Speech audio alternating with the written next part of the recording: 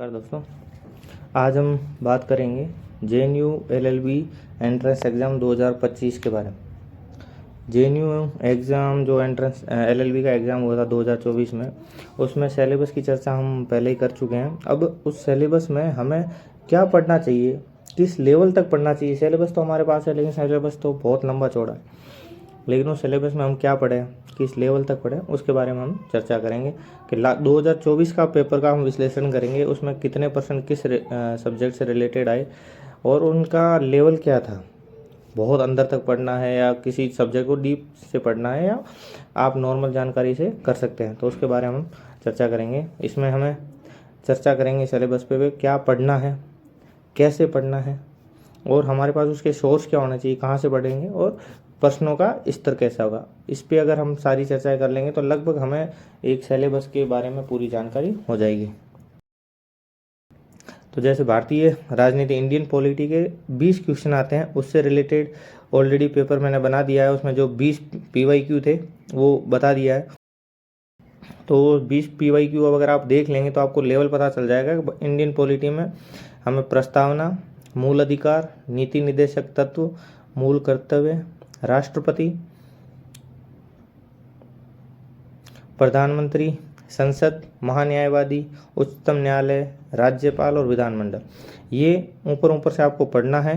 किस अनुच्छेद में क्या है, किस अनुच्छेद का संबंध किससे है, इतना आप पढ़ लेंगे। बस इतना ही पढ़ना है, इससे ज़्यादा नहीं पढ़ना है। इससे ज़्यादा डीप पढ़ेंगे तो शायद एक आधा क्वेश्चन डीप आए या 2 आए, तो 18 क्वेश्चन है वो आपके नॉर्मली, अगर आप नॉर्मल कौन सा अनुच्छेद किससे संबंधित इतना पढ़ लेंगे तो आपके 17 से 18 क्वेश्चन उससे सही हो जाएंगे। कहाँ से पढ़ना है, उससे रिलेटेड उस यूट्यूब के लिंक जहाँ से मैंने बताया था वो पिछले वीडियो में डाल रखा है, आप उसको देखिए, उसमें आपको पता चल जाएगा। उस लिंक को फॉलो कीजिए तो आपको इंडियन पॉलिटी की अच्छी तैयारी हो जाएगी। दूसरे, इंडियन लीगल हिस्ट्री 5 नंबर की आती है। मैं कहना चाहूँगा कि आप 20 जो नंबर अगर किसी जनरल GK करंट अफेयर्स पे आप ध्यान ना देके आप जो 5-5 नंबर के 4 छोटे सब्जेक्ट पे ध्यान दीजिए, तो इसका आप 14 से 15 सवाल आराम से सही कर सकते हैं।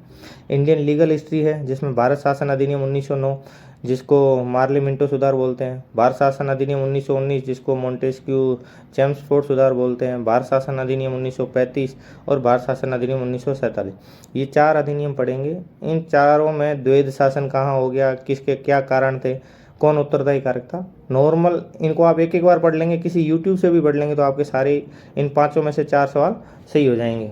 ठीक है, अगर इनका मैं लेवल बताना चाहूँगा कि भाई किस रिलेटेड कौन सा क्वेश्चन आया था, तो उसमें जैसे एक ये बता दिया जाता है कि भारत शासन अधिनियम से संबंधित था, उसके बारे में अगर एक आधा क्वेश्चन पढ़ेंगे तो उससे सीधा सवाल इससे कोरिलेट हो जाएगा कि इससे कौन सा सवाल आया था।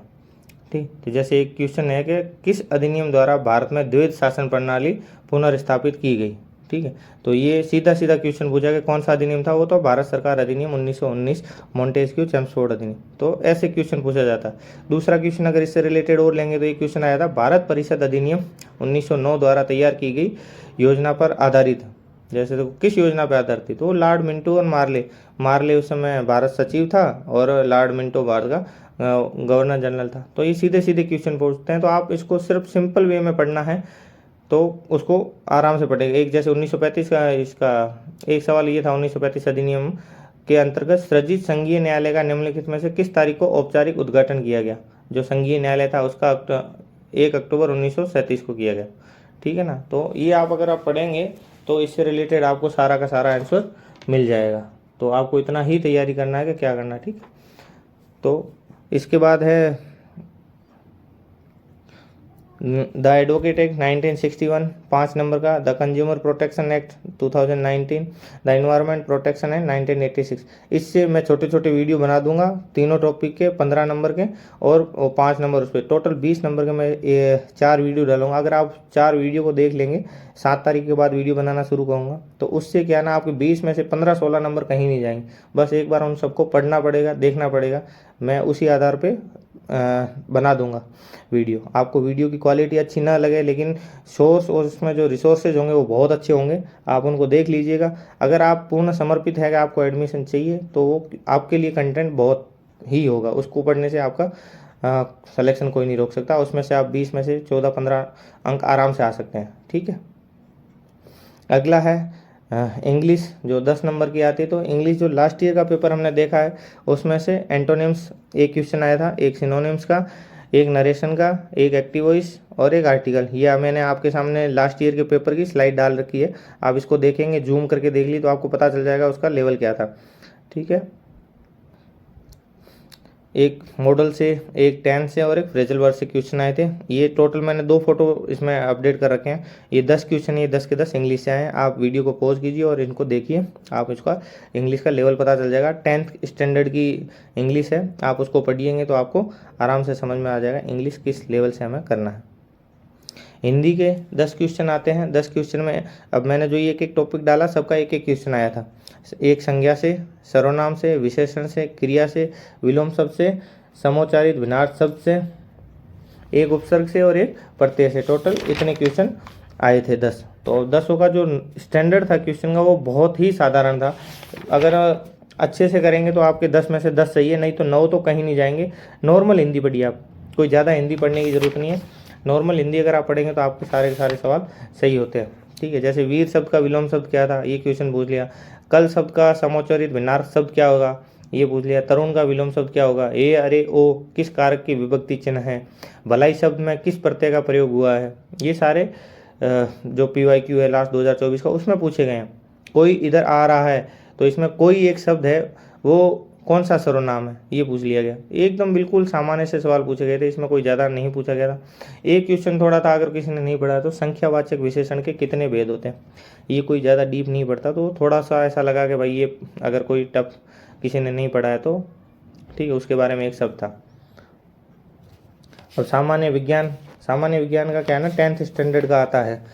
तो 10th स्टैंडर्ड का उसमें पढ़ना है। तो क्वेश्चन जैसे पूछते हैं तो कौन सा विटामिन किस में था, बेकिंग सोडा का फॉर्मूला पूछा था, तारों का टिमटिमाना किसके आधार पर किया जाता है, रक्तचाप मापने का उपकरण कौन सा है, शक्ति का मात्रक क्या होता है, रेडिएशन, कंडक्शन, कन्वेक्शन ये क्या है, इनसे रिलेटेड एक आधा क्वेश्चन पूछ लिया गया। ठीक है, करंट अफेयर ज़रूर थोड़ा सा डीपली पूछा था, तो मैंने एक बुक सजेस्ट की थी मूमल की, वो लेके आइए। और यूट्यूब के पिछले 6 महीने के जो 6 महीने का वीडियो बनाता है कोई भी, उसके वीडियो को आप 1-2 बार देख लीजिए तो लगभग आपके क्वेश्चन हो जाएंगे। 20 में से आप 12, 13, 14 सवाल आप कर लेंगे। 7-8 है वो रियल में टफ पूछते हैं, तो उसमें आपको ध्यान देने की ज़रूरत नहीं है, उसको समर्पित नहीं हो जाएगा। ठीक है, तो आप मूमल लेके आइए और जो यूट्यूब्स के वीडियो है उससे देखेंगे तो आपका हो जाएगा। ठीक है, प्रधानमंत्री किस देश का कौन प्रधानमंत्री नया नियुक्त हुआ था उसके बारे में पूछा था। कांस फिल्म्स फेस्टिवल कहाँ आयोजित किया गया था। रक्षा संबंधित था कि कौन सी मिसाइल कब लॉन्च हुई थी या किस मिसाइल का सफल प्रक्षेपण हुआ था। ये सारे सवाल पूछे गए थे।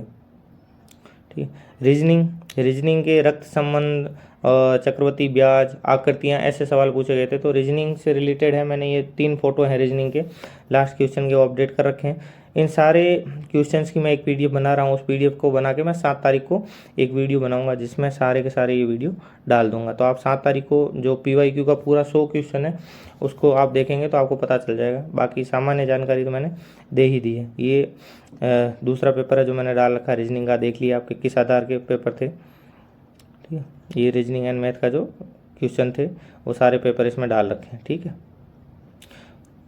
अगर आपको इससे रिलेटेड कोई जानकारी चाहिए, LLB में कौन LLB के लिए ऑथराइज है या कैसे एडमिशन लेंगे, फ़ीस क्या होगी, सीटें कितनी है, अगर आपको कोई डाउट है तो आप एक सीधा सा कमेंट छोड़ दीजिए 1 या 2 दिन में। अगर मैं जब भी कमेंट देखूंगा तो आपका उसका रिप्लाई कर दूंगा। इतने ज़्यादा कमेंट है नहीं, अभी यूट्यूब चैनल बना है, अभी डाल रहा हूँ, तो 1-2 कमेंट आते हैं, उसका रिप्लाई करना बहुत ही आसान है। आप आराम से डाल दीजिए तो मैं उसका रिप्लाई कर दूंगा। ठीक, और अगले वीडियो के लिए जुड़े रहिए। धन्यवाद दोस्तों, आपका ऐसा ही प्यार बना रहे।